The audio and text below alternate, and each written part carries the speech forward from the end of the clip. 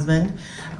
You may also know me by other nicknames depending on the nurse's mood, such as Vinegar Face if I was around my family, or Gilda. Hey, says my brother, who is literally sitting 6 feet in front of me. Also known as Shecky, by the way, who plays a part in this story. And that's how I know the nurse, was because of my brother. So much of my time with the nurse was about sitting around, and sometimes it was at a bar or a restaurant, which are probably the nurse's favorite places to be. But honestly, most of the time, sitting around with him was at home. We might be shooting the shit on the couch or drinking bocce balls during the pandemic on the deck, the latter of which we alternated our listening activities with records on a portable record player and the police scanner, the former of which led to mirth, the latter of which led to paranoia. Either way, it was all about the lounging. This is no surprise. For a man as sociable as our roommate was, a man I thought of as some sort of honorary 60647 mayor, alderman, mafioso, harasser, poet, the concept of loafing and laughing was something that back deck shenanigans seemed to be tailor-made for. The loafing and laughing was companion to some loafing and laughing adjacent skills, which the nurse had in deep supply, and those skills were complaining and customer service kerfuffling.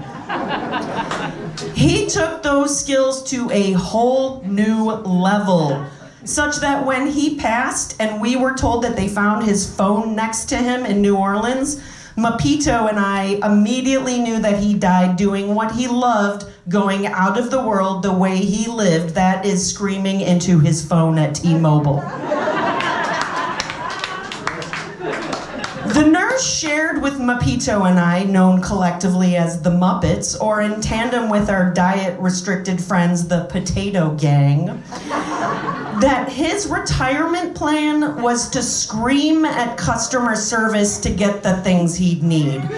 Medication, insurance, travel tickets, some sort of amorphous aging senior citizen satisfaction at having worn down a corporate representative to a spiritually destitute nub. This was how he was going to spend his golden years. Though clearly it was also how he was spending much of his current years. Because it seemed like he was always getting some sort of painful pleasure release from it, like the pleasure pain you get from flossing. Anyway, fuck Yelp. This guy was gonna do it old school, on the fucking phone with a real person, and yes, he'll wait the 13 minutes to talk to someone and then be secretly glad he had to wait the 13 minutes so he could also complain about waiting the 13 fucking minutes, sir. By the way, I heard that at 2 a.m. If I could compile a greatest hits of the nurse's itemized complaints, they would include the following. The unreliability of the CTA. The unreliability, can we hear it for the unreliability of the CTA?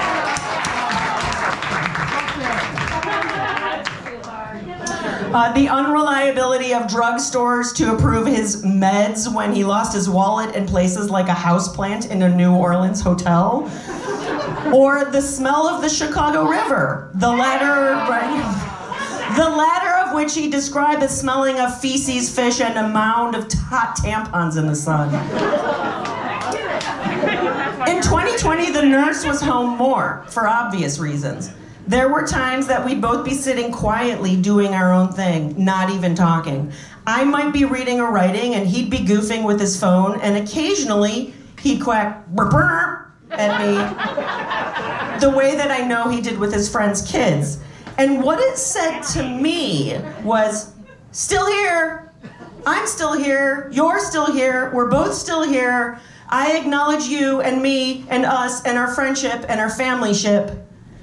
Sometimes the nurse would come home in the middle of the night and I'd still be up doing stuff and he'd bark the same brr brr trumpet greeting. I'd get an itemized listing of which servers he charmed/insulted, which was pretty much his MO. The nurse was paradoxically a radical democratic socialist, but then also the most politically incorrect individual I've ever met. The fact that he could be both a Bernie supporter as well as someone who would nickname a friend the Jew and get away with it blew my mind. To this day, I cannot fathom how he got away with this, other than the fact that this man gave zero shits about what you thought of the nickname he gave you, even if it was bordering on a slur. Though, I suppose it was often done with some degree of affection, so I guess that was how he got away with it. I think the fact that he was part healer had something to do with it. Yeah. Next page, sorry. Here in my mouth. Okay. This description is the perfect encapsulation of his healing style, of which I have been on the receiving end scores of times, and it's this.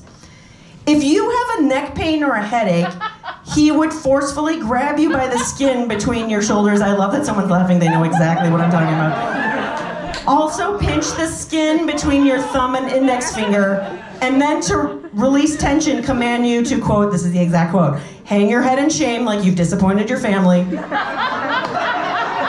I'm telling you, it works. I have done it on my coworkers, and it works. There was no doubt that in spite of his bombastic style, the nurse was a true healer and would do anything for the people he felt close to. Overall, since the nurse was out a lot, he didn't cook much, and the only time I'd ever seen him cook was puttanesca, which he'd make in a huge covered pan and leave on the stovetop for days until it was a salmonella nightmare. The dude worked in public health. How was he not concerned about this? The man was a true paradox. It was just that he wasn't home often enough to really think about it. In fact, he was home so little that when Mapito and I moved in, I asked the nurse if I could get rid of a couple tables and chairs, and he literally said, I've never seen those in my life. And his room! I don't think he cleaned his room, not once!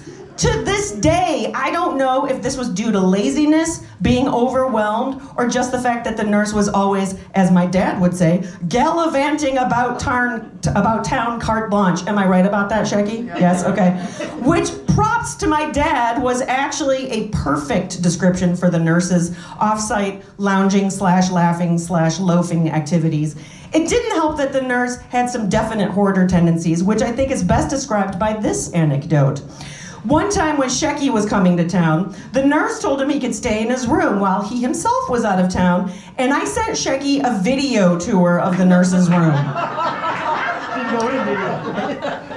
And if you want to see it, I think Shecky has it on his phone. The place was covered in pelts, a decade's worth of junk mail, a kitchen knife set encased in a block on his dresser, a broken cuckoo clock, and a variety of wrappers and containers, as well as other things not out of place in a condemned aging storefront antique shop. And I said, are you sure you want to stay here? Because this room looks like the room of a serial killer. Needless to say, Shecky did not stay in the nurse's room. Her good sister.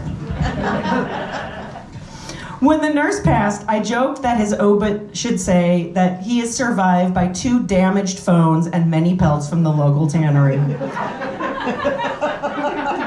But really what he is survived by is his legacy, which you can see here, all of you fine people.